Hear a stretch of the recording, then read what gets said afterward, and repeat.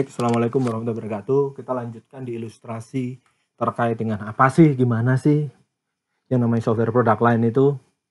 Nah ini contohnya, jadi adalah sebuah home automation, ya, contoh yang kekinian lah, IoT begitu ya, home automation. Jadi kalau kita bicara home automation, sebenarnya domainnya apa sih di situ? Ada pertama embedded system, sensor, automation standards. Nah ini adalah hal yang menarik sebenarnya dilihat dari end device-nya. Lalu ada field bus teknologi. Jadi ada sebuah bus yang menukarkan message kayak message queue, message bus seperti itu yang antar. Lalu ada local area network, pasti adanya di LAN seperti itu. Lalu ada web teknologi, yaitu rata-rata yang protokol yang digunakan adalah web.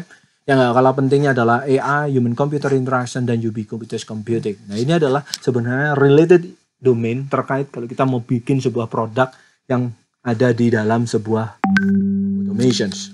Nah, lalu pertanyaannya, lalu desainnya seperti apa? Kalian harus desain to comfort, security, life, safety, low cost. Nah, itu adalah salah satu goal dari yang namanya sebuah home automations. Dan kalian coba relasikan itu ketika kalian nanti membangun domain dan kalau kalian mencoba menginventarisir yang namanya requirement dari domain tersebut. Ya. Ini contoh konsepnya. Life sensor, ada sensor, ada low development installation, low energy. Seperti itu. Nah, lalu berikutnya adalah terkait dengan stakeholdernya siapa? Bisa jadi adalah smart home owner, resident, jadi tidak hanya owner dari smart home itu, tapi tetangga-tetangganya. Caretaker, kalau kalian memang orang tua yang di rumah, lalu ada orang yang datang regular atau pembantu Anda. Dan managers, developer, installers, technicians, itu adalah dari sisi pemilik aplikasi atau pemilik software. Nah, kurang lebih gimana sih? Oh gimana, ini ada rumah yang dikendalikan dari jauh. Nanti ada device yang akan mengetahui status kondisi dari rumah tersebut dan kita bisa lihat itu dari jauh. Proses intelijensinya bisa dilakukan di sini, bisa dilakukan di sini, atau bisa dilakukan ini. Up to you. Itu nggak immaterial pada saat Anda melakukan diskusi dari ini. Tapi kalian bisa bilang bahwa oke, ada variability point di sini, di mana proses automation atau intelligence itu harus dilakukan. Ada orang yang suka di rumah saja. Tetapi nanti kalau di rumah, aku nggak bisa mengendalikan anunya dong dari handphoneku. Atau kita bilang bahwa lo nanti kalau ternyata ada special hazard, server yang ada di pusat, nggak bisa melawan. Nah, itu ada banyak hal ya. Lalu kita bicara building blocknya apa? Tadi ada sensor actuators, ada control device, ya. Lalu ada gateway atau edge-nya, dan ada network. Itu adalah building block yang kalian harus perhatikan ketika kalian mendesain produk ini. Ini contoh ilustratif, ya. Ada dapur di sini, lalu nanti ada living rooms, lalu ada lagi yang untuk socializing room sama bedroom seperti itu. Nah, kita bicara configuration yang umum biasanya terjadi adalah seperti ini. Kalian punya edge devices, nanti ada I/O interface. Nah, lalu ada control devices yang terhubung di dalam network di sini. Nah, antar control network ya, antara control devices itu bisa jadi mereka bisa saling bernegosiasi atau nanti ada central entity yang akan menentukan siapa harus ngapain. Oke.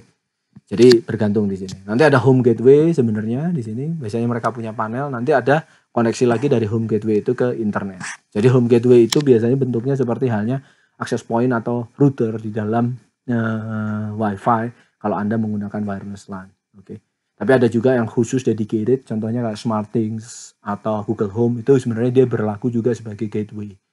Dan komunikasi antar sini bisa jadi bentuknya adalah LAN, special line gitu ya, local area network atau local only network, LON itu, atau malahan Zigbee seperti itu. Atau LBA low power Bluetooth interface seperti itu. Nah, senarionya gimana biasanya? Water intrusion sensors. Jadi kamu ngelihat adalah ada yang banjir nggak nih? Oke, nanti kalau ada yang banjir, dia report emergency, kirim ke home ini, lalu akan ngasih tahu ke phone network, entah itu ke yang punya atau ngasih tahu ke perusahaan kan. Ya. Jadi ini adalah sensor air yang ada di rumah kalian.